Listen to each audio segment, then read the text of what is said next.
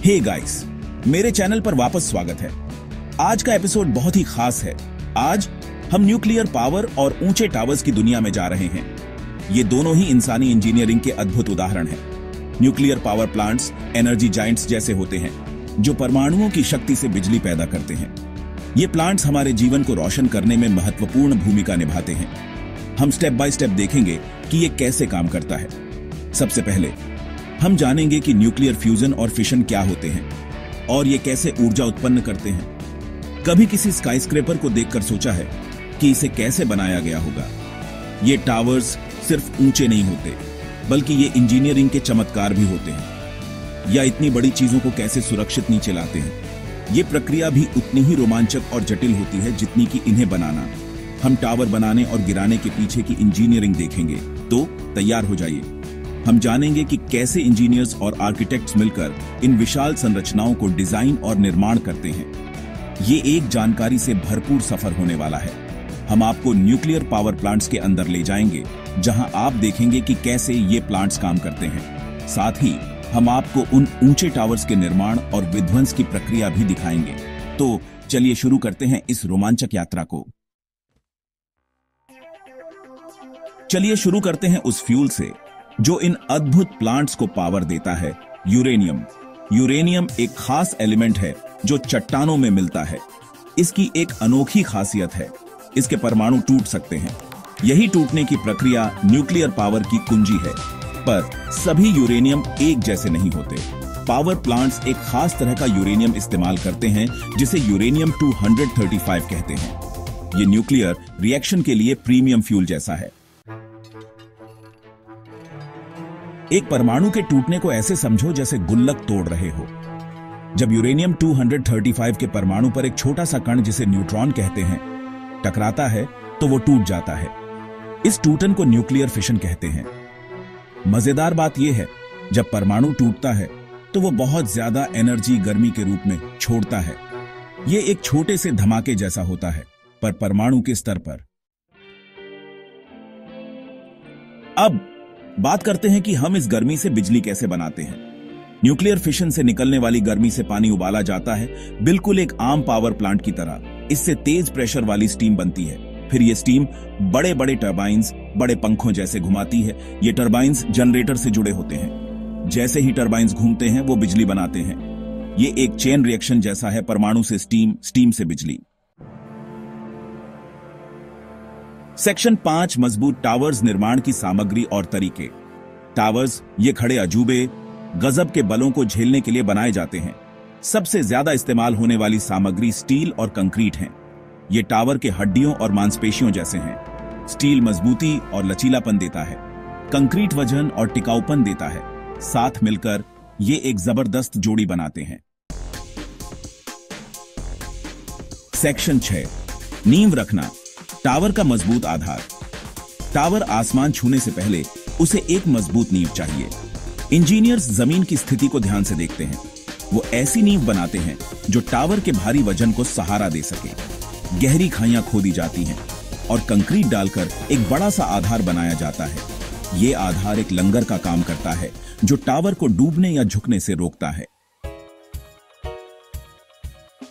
Section 7, आसमान छूना, ऊपर की ओर निर्माण, भाग दर भाग।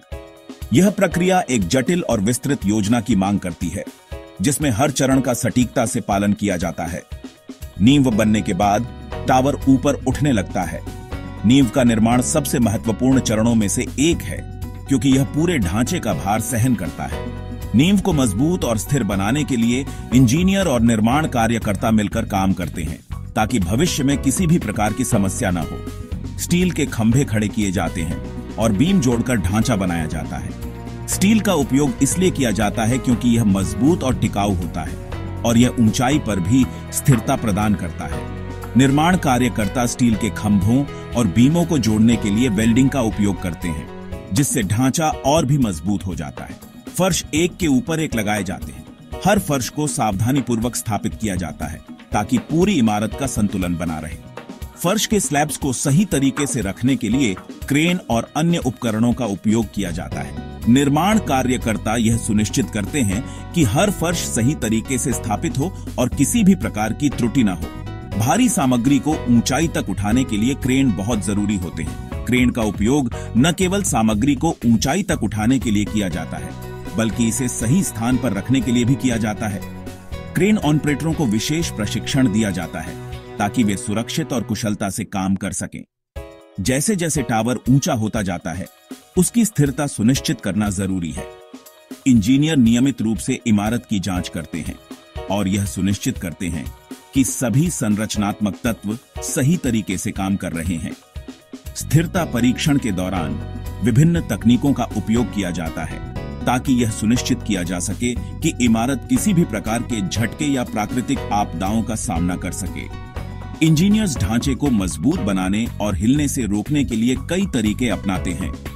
वे विभिन्न प्रकार की सामग्री और तकनीकों का उपयोग करते हैं ताकि इमारत की स्थिरता और सुरक्षा सुनिश्चित की जा सके। निर्माण कार्यकर्ता भी इस प्रक्रिया में महत्वपूर्ण भूमिका निभाते हैं, क्योंकि वे इंजीनियरों के निर्देशों का पालन करते हुए ढांचे को मजबूत बनाते हैं।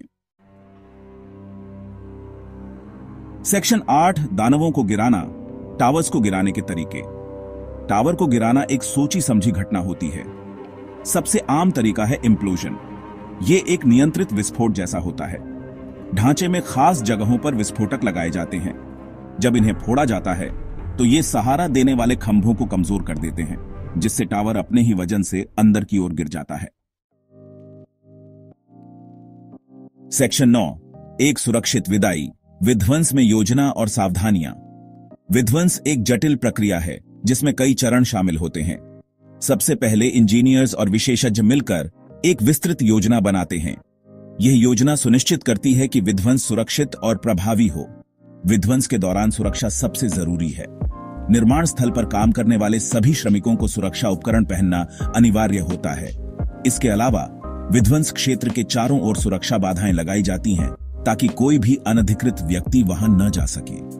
सुरक्षित इम्प्लोजन के लिए महीनों की प्लानिंग की जाती है। इंजीनियर्स साइट का निरीक्षण करते हैं और विस्फोटक लगाने की प्रक्रिया को बारीकी से देखते हैं। यह सुनिश्चित करने के लिए कि सब कुछ योजना के अनुसार हो, समय समय पर निरीक्षण किया जाता है। लोगों को दूर रखने के लिए प्रतिबंधित क्षेत्र बनाए जाते हैं। यह क्षेत्र केवल अधिकृत व्यक्तियों के लिए होते हैं और यहां प्रवेश करने की अनुमति नहीं होती। यह सुनिश्चित करता है कि विध्वंस के दौरान कोई भी दुर्घटना न हो। टावर के गिरने के तरीके का अनुमान लगाने के लिए इंजीनियर्स कंप्यूटर मॉडल का इस्तेमाल करते हैं। ये मॉडल विभिन्न परिदृश्यों का विश्लेषण करते हैं और सबसे सुरक्षित और प्रभावी विध्वंस योजना का चयन करते हैं। यह तकनीक विध्वंस को अधिक सटीक और नियंत्रित बनाती है। इससे धूल और मलबे को कम करने में मदद मिलती है। विध्वंस के दौरान पानी का छिड़काव किया जाता है ताकि धूल कम हो। इसके बाद मलबे को मशीनों द्वारा साफ किया जाता है, जिससे साइट को जल्दी से साफ किया जा सके। ये एक सोची समझी नृत्य जैसा है जो एक सुरक्षित और कुशल विध्वंस सुनिश्चित करता है। जब सब कुछ योजना के अनुसार होता है तो विध्वंस एक सुंदर और प्रभावशाली दृश्य बन जाता है। इंजीनियर्स और श्रमिकों की मेहनत और समर्पण इस प्रक्रिया को सफल बनाते हैं। तो लीजिए गाइस, न्यूक्लियर पावर और टावर निर्माण की दिलचस्प दुनिया की एक झलक। मुझे उम्मीद है कि आपको यह जानकारी पसंद आई होगी। लाइक, सब्सक्राइब और बेल आइकॉन दबाना न भूलें। और भी मजेदार कंटेंट के लिए अगली बार तक जिज्ञासु बने रहें।